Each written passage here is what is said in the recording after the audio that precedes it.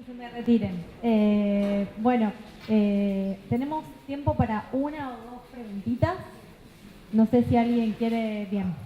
Y bueno, todos creo que nos quedamos con las ganas porque van a hacer una o dos preguntas y creo que hay mucho... 20, 30, 40. Muchas gracias. Un honor haber estado moderando la mesa. Con gusto de haber sido moderado.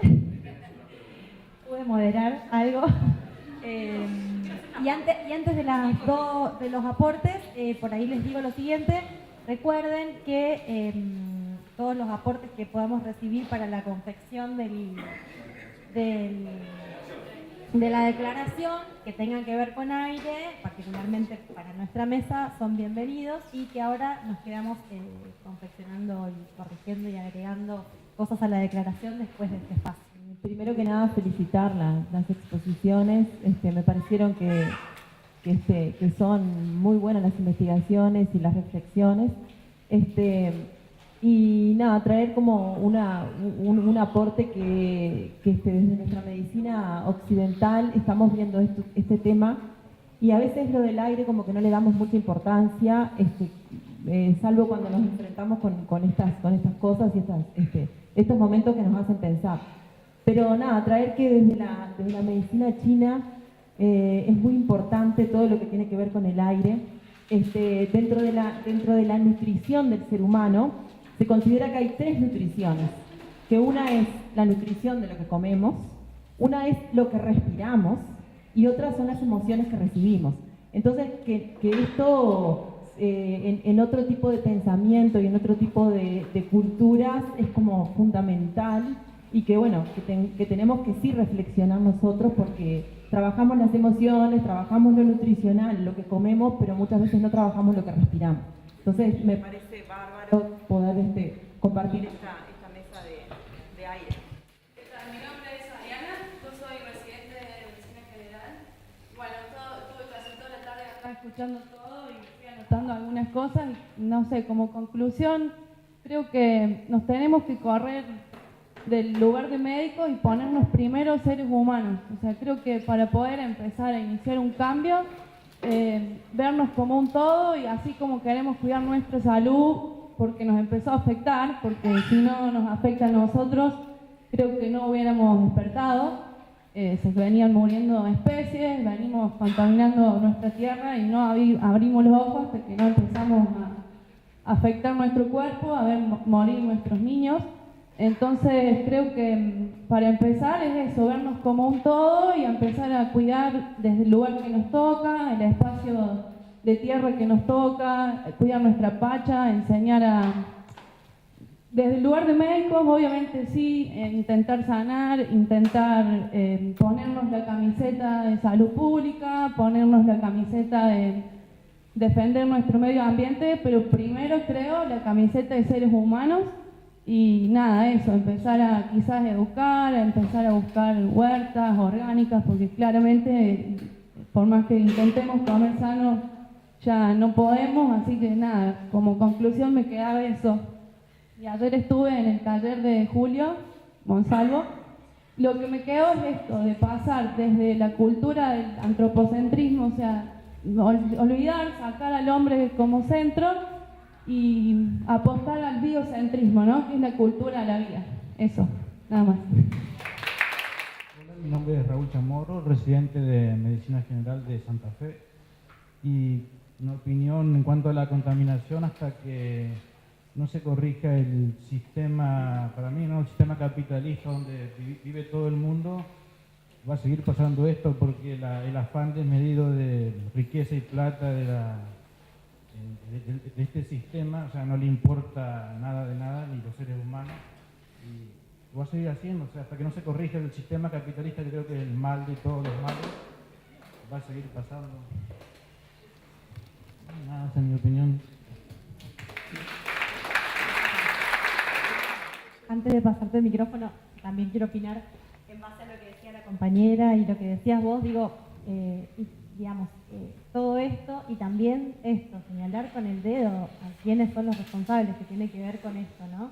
De esos pocos que también se están enfermando, como decía Medardo, ¿no? Pero bueno, siempre siempre llevan la mejor parte, ¿no? Porque capaz se enferman más tarde o se enferman menos o están tan ávidos de plata que no lo ven, no importa nada, es como que la ceguera, ¿no? Y nos imaginaba como hormigas en esto de, uno piensa en las corporaciones, ¿no? Y somos tan poquitos, tan chiquitos, pero las hormigas son chiquitas y ¿no? Esa concepción de ir invadiendo, bueno, hay una canción de Calle 13, no sé si viene el caso, pero las hormigas, cada vez somos más y estos espacios son eso, son cada vez más personas en la misma sintonía, entendiendo que es cosa de locos, digamos. Bueno, yo soy médico rural en general, del área de Chaco santiagueño, profesor de la Facultad de UNCAUS, de Medicina. Y como dijo la compañera, la verdad que de ayer que venimos escuchando y viendo y aprendiendo y teniendo la fundamentación científica de lo que pasa, pero a mí me parece que por ahí nosotros como que le tenemos cierto miedo o tenemos cierto tabú con la palabra y con lo que significa la política en sí. Porque en realidad es de ahí donde se toman todas las decisiones. Y pareciera que nosotros ahora que estamos acá, con algunos hace mucho que ya nos recibimos, y quizás tenemos miedo a los mismos alumnos de transmitirle la discusión política de lo que pasa. Sin personificar en personas en sí, digamos, porque eso sería demonizar, digamos, al ser humano. En realidad tiene que ver con, se habla mucho de neoliberalismo, pero hay que ver si por ahí muchos, sobre todo estudiantes, y después profesionales cuando recibimos y tenemos la idea de lo que es la cuestión política en el sentido práctico, digamos, la cuestión ideológica. ¿Sí? El neoliberalismo no es obra de la casualidad. Y la política es de donde se resuelven las cosas y hoy vemos que, digamos, se difunde el contenido desde los centros de poder, como se dijo acá, y no importa de qué partido sea, o sea, ya no importa si es del peronismo, del radicalismo, del socialismo o de donde sea. Por eso yo considero que los médicos tenemos que incluir dentro de la currícula el tema político, ideológico y filosófico para discutir sobre estas cuestiones, cómo uno se para ante diferentes circunstancias que se plantearon acá. O sea, si uno está del lado de la vida o si uno está del lado de la parte económica. ¿Para qué estudiamos medicina y si realmente queremos representar a lo que decimos que vamos a representar? Eso es un tema central a la hora de sincerarnos, digamos, ¿no? Y por otro lado, me parece que nosotros tendríamos que pasar el tema de, yo escuché por ahí, como que pareciera que no nos queremos contaminar con el tema actividad política. Es decir, si nosotros tenemos la fundamentación científica de las cosas que pasan, y no solo la cuestión ambiental o de la parte rural, estamos hablando del CUS cuando comenzó esto, y sabemos que es una cuestión que se baja línea y que mucha gente va a quedar al margen y después no va a llegar a nosotros, como nos llegó a todos. Entonces por ahí decía, me parece que la cuestión política, ideológica y filosófica tiene que estar dentro de la currícula de medicina, como tiene que estar la cuestión económica también, porque ahí también hay otra cuestión central, ¿no? Si uno no tiene parte de una materia económica, a la hora de distribuir los recursos o a la hora de que no llegan los recursos a todos, no se redistribuyen, le echamos la culpa al político y en realidad tendríamos que ser cada uno ciudadanos políticos. Porque a lo mejor ahora, yo lo que he escuchado en varios compañeros, al que ha tenido, inclusive lo que decía hoy en la exposición, el ingeniero, decía, bueno, lo que le costaba el tema de la persecución, o a los que trabajaron en el tema del glifosato en Córdoba, también lo que le cuesta, digamos, al que esté haciendo algo en contra del sistema es para que le cueste que lo persigan.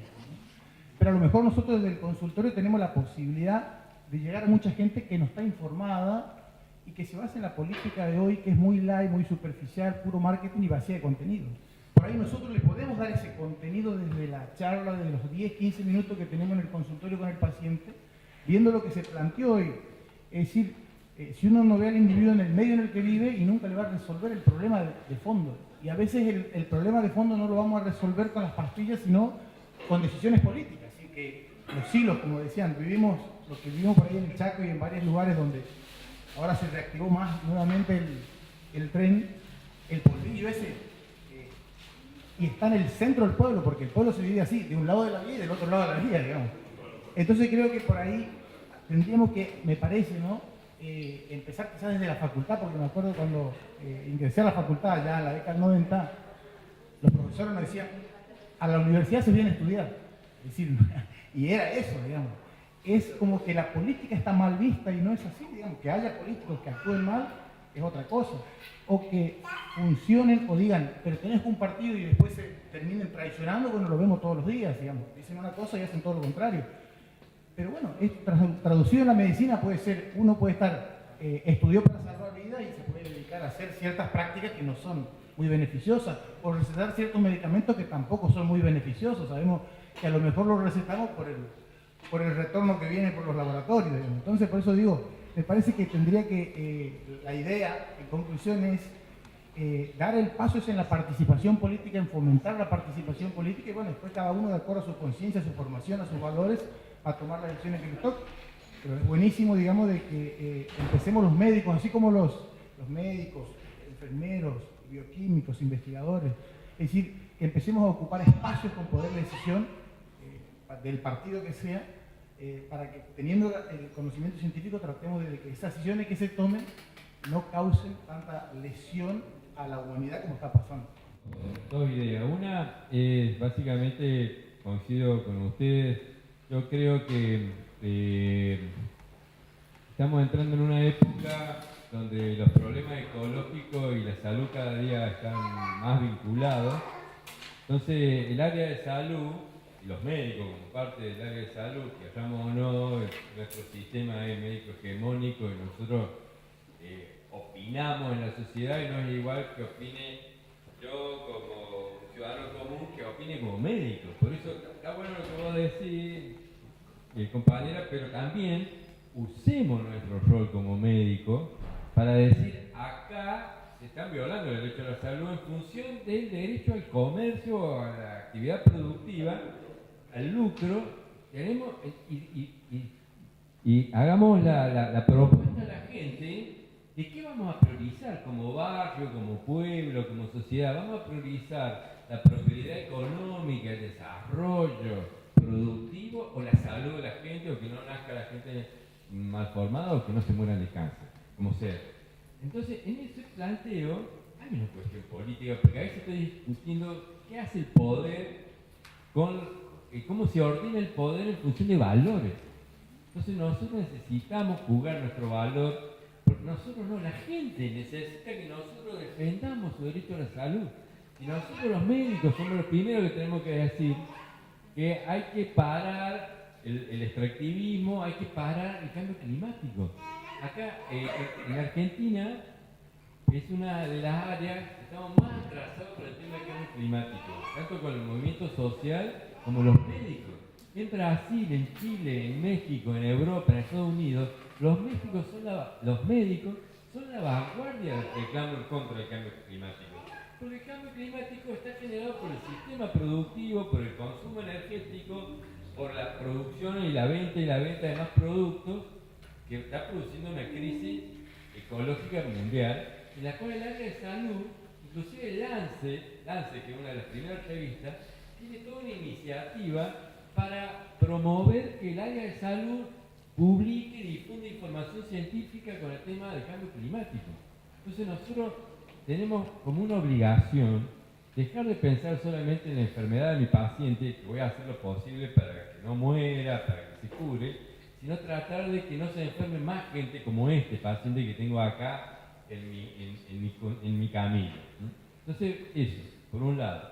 Y la otra, más general, que hoy todavía no apareció Santiago Maldonado, y la gendarmería no nos da ninguna explicación. Eso creo que también tiene que este Congreso de Médicos dejarlo claro, compañeros, ¿no? No podemos aceptar más desaparición por parte del Estado.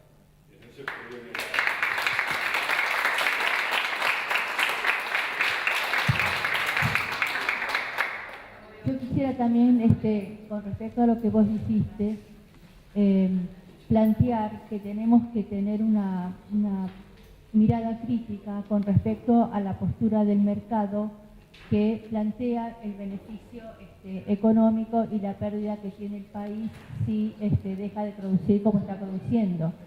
Porque lo que ese discurso oculta son todos los costos ecológicos con la pérdida de los nutrientes de la tierra, todos los costos sociales que significa el despojo y el desplazamiento de poblaciones de campesinos e indígenas, todos los costos de las consecuencias que tienen que se producen por la deforestación y las inundaciones, además los costos del cambio climático, y esos costos los producen las empresas, pero lo pagamos todos nosotros como sociedad.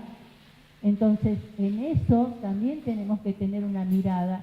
No es solamente los cereales que salen del puerto, son todos los beneficios y todas las sustancias y todas las propiedades y todo lo que tienen esos cereales y el despojo que dejan también en los lugares esos cereales, que tenemos que ser conscientes de que existen y acarrean una problemática social que está totalmente ocultada por el mercado. Sí, tenemos que, el hombre es un ser político por naturaleza. Y lo que nosotros rechazamos muchas veces son los partidos políticos, ¿no? O sea, esa política partidaria. Lo que estamos haciendo acá hoy es política. Es política sanitaria, es política de salud. Todo lo que estamos hablando es política. Y debemos convencernos que tanto las filosofías políticas como los partidos políticos, cualquiera que ellos sean, son instrumentos que nosotros nos damos para mejorar nuestra sociedad. Y por lo tanto nosotros debemos exigirle a esos políticos que tengan una actitud responsable y que tengan una actitud ética. Y lo mismo debemos exigirle a los productores, a la gente que produce en nuestro país, en nuestros países, y que exporta y que nos da la riqueza y nos da el buen, mediano o mal pasar que tenemos los ciudadanos. Debemos exigirle que tengan una conducta ética. Debemos exigirle que tengan una actitud responsable. Y creo que parte de ahí.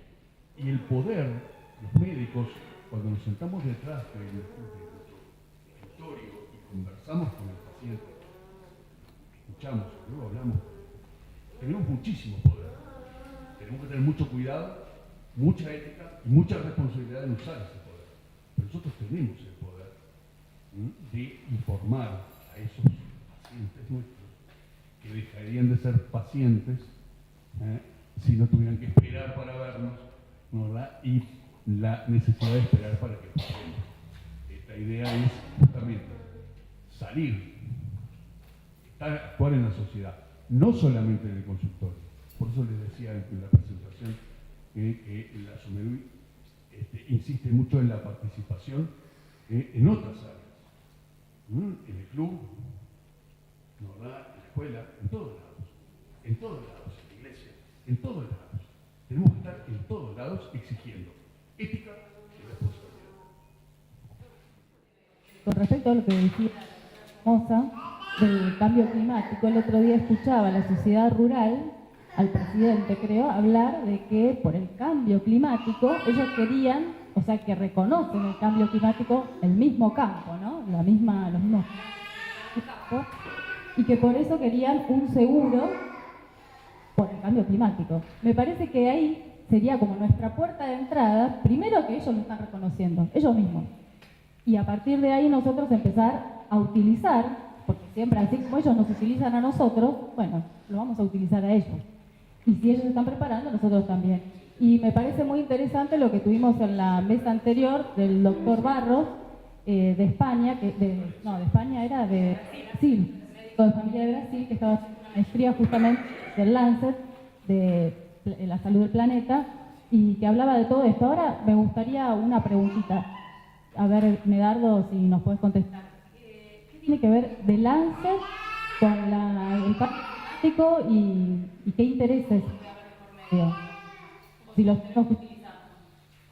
No, ahí Lancet es una de las revistas más prestigiosas, si se quiere, y ellos han tirado una iniciativa por la salud del planeta, que es, en este tema del cambio climático hay una puja política, claramente, y ética, porque el capitalismo, el neoliberalismo quiere hacer negocio con el ambiente, ¿no? Obviamente.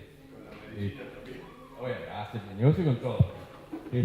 Pero en el área de salud, hay, dentro de la OMS, también hay un ámbito de disputa política, de valores muy grande. Hay áreas donde el peso de las corporaciones es determinante y otras áreas donde no.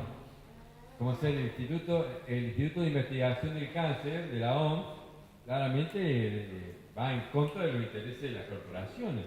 Y vos ves, actualmente hay una iniciativa de las empresas como Bayer y Monsanto en contra del Instituto de allá, tratando de destruirlo, de quitarle el prestigio que tiene, de más de 50 años, gente muy seria, porque ellos muestran de que sus productos son cancerígenos. Pero bueno, hay otro grupo dentro de la OMS que es el que plantea el tema del cambio climático, que se armó un comité donde no hay influencia porque yo conozco gente muy sana, muy comprometida,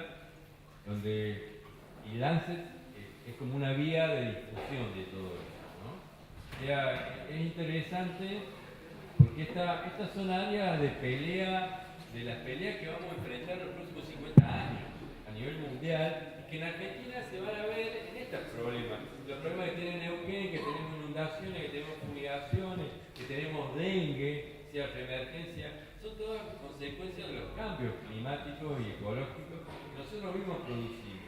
Entonces el área de salud tiene que estar a la cabeza, capaz de, como decía el doctor, porque tenemos un poder que, y miramos la cuestión, yo les decía, cuando ellos venden más agroquímicos, problema que los productores, un problema de ellos, pero cuando vos lo miras de la salud, más agroquímicos que van a fumigar al vecino que está ahí al lado del campo, o sea, significa más exposición todos los años. Para ellos es un negocio bárbaro, uno tiene yuyo y Monsanto y Bayer lo venden todos los años más, facturan cada vez más, pero nuestros pacientes están cada vez más fumigados. Entonces, jugar ahí, no abandonar esos pacientes.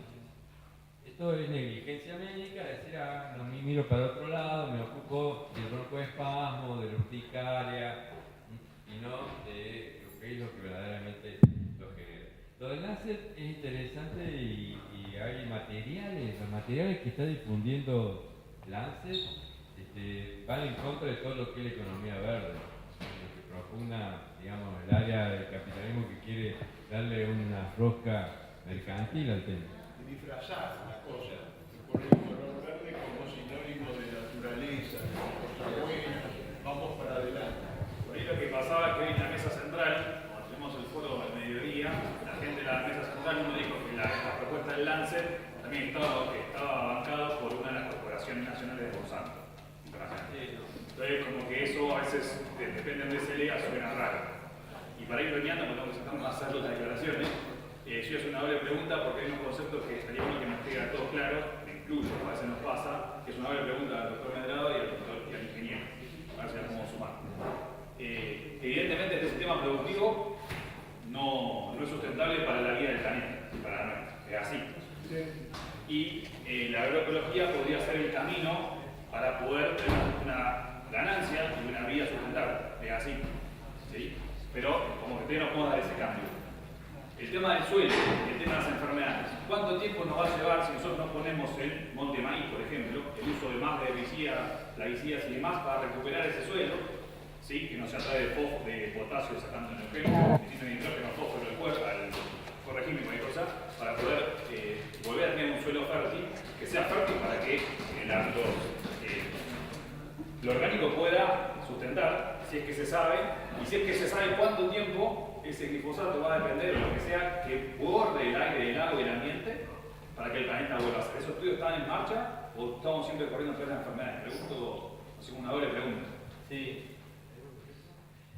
Glifosato como ser tiene una vida media de 60 días, más o menos. O sea, no es como otra molécula, el DDT, el orono clorado, eran muy persistentes, eran moléculas que no se rompen, duran 20 años enteras, ¿viste? Entonces va pasando por todos lados. En cambio, el glifosato se destruye relativamente rápido. Lo que pasa es que lo incorporamos permanentemente. Lo estamos incorporando con alimentos, con lo que respiramos, porque hay mucho en el ambiente. El tema de agroecología, desde el punto de vista nuestro, de los médicos que estamos trabajando en esto, es muy bueno, hay muchas iniciativas, cada vez más. Hay una red del municipio agroecológico acá en Provincia de Buenos Aires que tiene más de 10.000 hectáreas de productores que se suman, porque muchas veces los productores no tienen otra opción que seguir con la agricultura tóxica. Entonces, cuando hay iniciativas, hay posibilidades de cultivar sin agrotóxicos, se suman y los rendimientos son muy buenos. Los rendimientos con la agricultura, los rendimientos con transgénicos y pesticidas, los estudios en Estados Unidos no muestran mayores rendimientos que en orgánicos. O sea, todo el discurso de que iban a producir más y que iban a usar menos agroquímicos es falso. No produce más el maíz orgánico y cada vez consumen más agrotóxicos. O sea que total, todas las premisas del modelo eran falsas. O sea que la agricultura orgánica es una opción. Actualmente es solamente iniciativa de grupos universitarios, grupos de voluntades. Imagínate que INTA también tiene muchas áreas que hacen agroecología, pero prevalece la mirada hacia el agronegocio. Entonces, si hubiera un cambio en eso, podríamos cambiar el sistema productivo. Nosotros planteamos la necesidad de prohibir los pesticidas que son de categoría 1 y 2, que son los más tóxicos, y planteamos disminuir el glifosato en un plan para que en 5 o 10 años se deje utilizar. Francia, como ser, impulsó ya hace como 10 años, más de 10 años, un programa público para disminuir el uso de agroquímicos. Esta tabla, ellos la tenían en Francia y los franceses dijeron no sigamos con esto, tomemos políticas activas, no lo prohibieron, sino que hay programas de incentivos, le bajan los impuestos, le dan crédito, le facilitan la vía de comercialización de productos orgánicos. Y tenían metas, ellos tenían la meta de que en 5 años bajaron un 25% y la cumplieron. Y ahora largaron una nueva meta de 5 años más, bajaron un 50%. Si ellos están disminuyendo la cantidad de agroquímicos que consumen, mientras nosotros lo aumentamos. Y la producción no deja de aumentar, o sea, la producción. Otra cosa, la FAO, ya en el año, estos son datos oficiales, muchachos, en el año 1985 ya anunció que se producía alimentos para toda la población en la Tierra. Y desde entonces aumenta más la producción de alimentos que la población. O sea, todo ese verso de que somos 7.000 millones, que el hambre, hay 1.000 millones de hambrientos, de gente que no come lo suficiente, y 2.500 millones, más del doble, de gente que pesa de más. Está obesa, que come de más, que el sistema le promueve, le induce a comer comida chatarra que va en contra de la salud. O sea que hay muchos fundamentos para ver de que no necesitamos este modelo, que podemos cambiarlo paulatinamente, para no decir de un día para otro, y que la agroecología es la salida. El problema no es el suelo. El suelo tiene una capacidad increíble de resiliencia, de recuperarse y demás. Además, no es la cuestión de tener un suelo que está empobrecido y dejarlo solo que se recupere. Hay tecnología de cultivos de cobertura que incorporan materia orgánica, ni bien se empieza a incorporar materia orgánica, todo lo que es la microfauna, el suelo empieza a activarse, la microflora, y a partir de ahí la fertilidad se va desarrollando rápida, se puede recuperar rápidamente. El problema no es el suelo, el problema es la cabeza de la gente que tiene que producir. Y la cabeza de la gente que tiene que producir es algo que es difícil de cambiar. Ya no tenemos muchos agricultores. Ahora tenemos gente que puede ser propietario del campo, pero que le da la llave a un pool para que se lo maneje. no puede desarrollarse la agroecología si no cambia la mirada con la que el que es el responsable de manejar el campo mira el campo. Necesitamos recuperar agricultores que valoren el suelo y que valoren el tiempo que uno invierte para mirar qué está pasando con mi potrero, con mi campo, con mi cultivo. Solamente se puede incorporar agroecología cuando uno reemplaza los agroquímicos o agrotóxicos y demás por conocimiento. ¿Conocimiento de qué? Conocimiento de cuándo un bichito realmente es plaga o cuándo una maleza realmente es plaga. Hoy lo que tenemos en la cabeza es que ni bien aparece una rama negra o ni bien aparece un cardo, basta como para hacer una aplicación de herbicida, y eso no necesariamente es así. Ahora, uno que quiere empezar a impulsar la agroecología tiene que entender que no va a generar el cambio solamente diciendo tenés que hacer esto. El problema de la agroecología es que es un enfoque muy localizado. Lo que funciona en un lugar no necesariamente funciona en otro. Hay que desarrollar la capacidad de leer las señales que la naturaleza da y que las hemos perdido. Un analfabeto no es solamente el que no sabe leer las letras de un escrito. Un analfabeto que tiene que manejar un campo es una persona que no sabe distinguir lo que puede ser un bicho benéfico de lo que puede ser un bicho que genera problemas. Ese alfabetismo es un alfabetismo que hay que recuperar. Para recuperar ese alfabetismo necesitamos facultades de agronomía que enseñan la agronomía de otra manera. Las facultades de agronomía están dominadas por el agronegocio. Cambiar esa mirada del agronegocio por una mirada como la que la agroecología necesita, y nos va a llevar tiempo. Hay pichones en nuestras facultades que están viendo lo de la agroecología y quieren otra ecología, quieren otra agronomía. Bueno, esa es la esperanza. Pero mientras eso se va desarrollando, uno tiene que ver, bueno, con lo que tenemos a mano, ¿cuál es el primer paso que tenemos que empezar a dar para generar un cambio y que esto nos tire para atrás? Desgraciadamente tenemos el problema del cambio climático. Y el problema del cambio climático es, ¿qué es lo que significa para los que hacemos agricultura? El cambio climático lo que nos está generando es que esto del alfabetismo que uno estaba diciendo, nos están revolviendo los libros. El cambio climático va a hacer que tengamos que aprender de nuevo a mirar la realidad con la que tenemos que pelear, porque el cambio climático es cambio. Es cambio no solamente en la temperatura, es el cambio en la distribución de las lluvias. Cambio en la distribución de las lluvias hace que toda la vida del suelo cambie.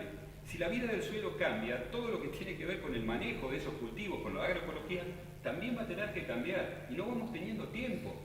El cambio climático es algo que ya no se para. Ya no se está discutiendo si el cambio climático sí o el cambio climático no. Existe. La cuestión es cómo podemos responder con lo que tenemos a mano a ese cambio climático que se nos viene y que va a ocurrir. Entonces, lo que entiendo es que la realidad que tenemos por adelante es una realidad compleja que empieza con la forma en la que se educa, que sigue por la forma en la que se investiga, que sigue por la forma en la que se hace extensión, sigue por la cabeza del productor, que cuando ve un bicho lo quiere eliminar, o de un agrónomo que no le interesa lo que el productor ve o no ve, sino que lo que le interesa es facturar, y no se toma medio segundo para recorrer un potrero y ver si este cultivo realmente necesita que haga una aplicación o no lo necesita. Todo eso es parte del problema. Bueno, yo creo que el problema puede tener solución. La solución no va a ser pasar de aquí al Edén, porque eso, olvidémonos. La solución, desde mi punto de vista, va a empezar en la medida en la que entendamos, los que somos actores de esto, entendamos que hay un problema y entendamos que este problema nunca se va a resolver desde un solo lado. Nunca se va a resolver desde el lado del ambientalismo, ni del lado de la política, ni de ningún lado por separado. Hay que empezar a juntarnos. Y me encantó lo que dijo el compañero acá de Santiago del Estero sobre el tema de la política. Yo creo que uno de los alumnos tiene la obligación de transmitirles que hay determinados cambios que solamente van a darse cuando la forma de gestionar las cosas vayan cambiando. Nosotros no tenemos entrada para hacer lo que estamos haciendo si el político no nos abre la puerta del despacho y no nos dice, bueno, a ver qué solución me traes. Nosotros pudimos avanzar un poco porque tuvimos la apertura de lo político. Ahora, cuando uno no la tiene, uno como profesional, como universitario, como militante, ¿cómo trabajamos con los políticos para ir generando una confianza que nos permita trabajar? No podemos poner al político en la vereda del frente, está en la misma vereda. Y el tema es que saber cómo podemos ir... Bueno.